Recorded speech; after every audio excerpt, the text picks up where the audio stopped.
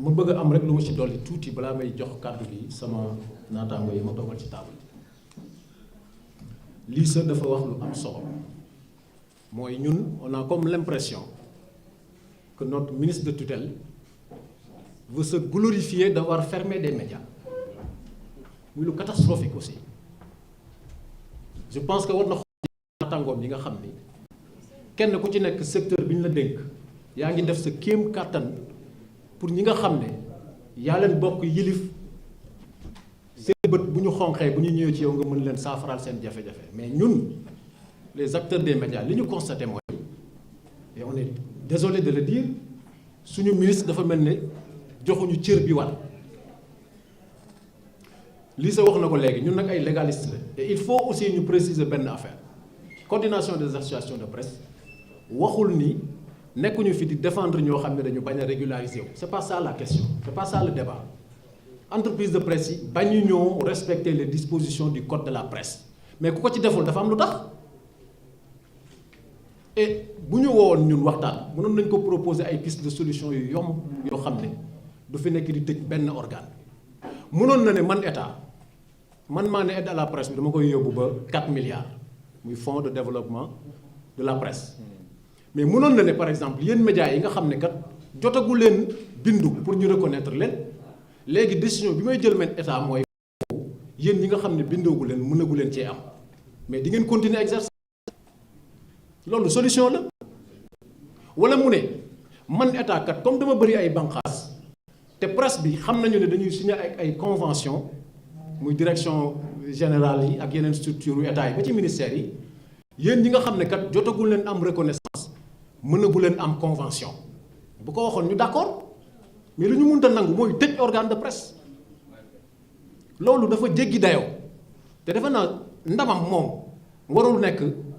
ci Sénégal la ñu tëjee lu toll ci 381 organes de presse ñetti téeméer ak juróom-ñett fukk ak benn ñu ne ci ayam moom Aliou Sall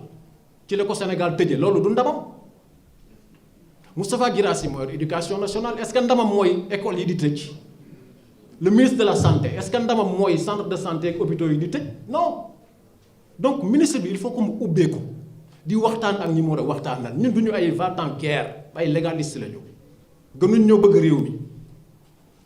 te lim fi fekk lépp di ko appliquer ñun ñii ñoo doon daje di ko liggéey conclusion yi bi ñu ko tegee ci taabalam ba léegi muy les assises des médias ba tey jii yu ci yàbbi ci nga ne da nga bëgg a développer un secteur problème la li ñu koy ñaan mooy benn na ubbi waat plateforme bi nga xam ni tey ñun ñu nekk ci salle bi ñëpp képp ku ci bëgg a ubbi média suba sàmmonteeg les dispositions du code de la presse amoo foo bindoo parce que la plateforme a été fermée sans raison tey man mi bëgg a créer sama média parce que la création de média ne peut pas être souscrite dans le temps mënoo ne création de média man léegi dama leen koy defal par année wala par 2 ans déedéet su ma neexee suba ma créer sama média mais su ma ko créer parce que moom ministre bi moo génne arrêté ne plateforme bii ma créé désormais c'est le seul endroit boo xam ni képp ko war a bindu tey pour ñu mën la reconnaître fii ngay jaar mais boo ko tëjee fan la nit ñi di bindoo tey donc na ubbiwaat plateforme boobu loolu muy benn ñaareel bi mooy est-ce que tey dañu ne journalistes yi nga xam ne amuñu carte nationale de presse est-ce que dañ leen wax ngeen toog seen kër bu leen exercer ci métier bi ñaata journalistes ñoo fi am carte nationale de presse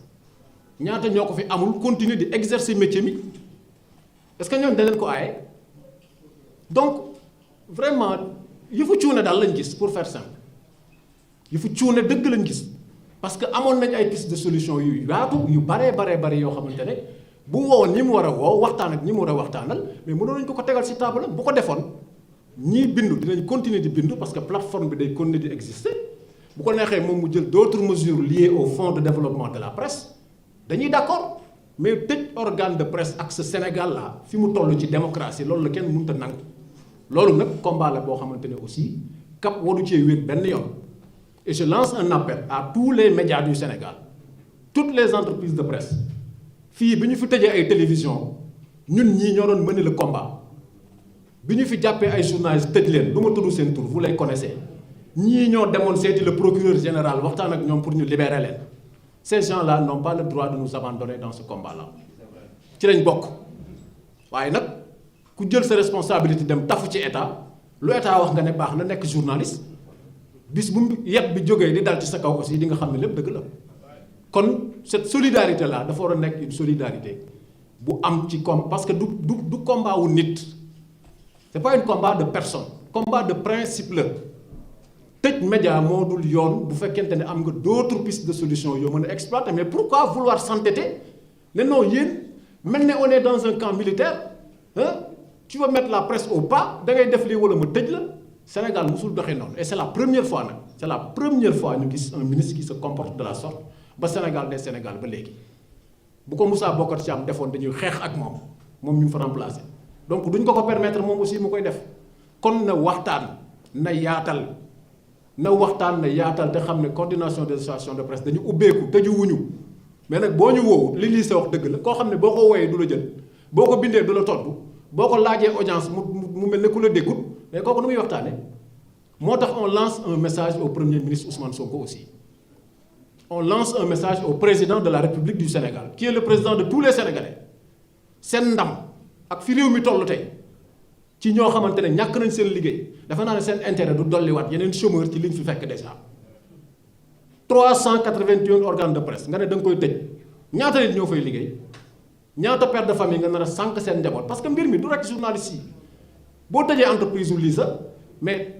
yaa ngi lor famille wu lëm mais ces conséquences sociales là est-ce que aussi ñoom ñu ngi ciy bàyyi xel donc nañu waxtaan ñun loolu la ñu bëgg ak le ministre de tutelle et foofu laay yem yeneen ñi aussi je vais laisser la parole à mes collègues ku ci am loo ciy dolli le doyen Kane le CEREPS bi nga xam ne mi ngi def liggéey bu am solo donc doyen on passe la parole. Merci grand Sow. Merci bien dit. Voilà.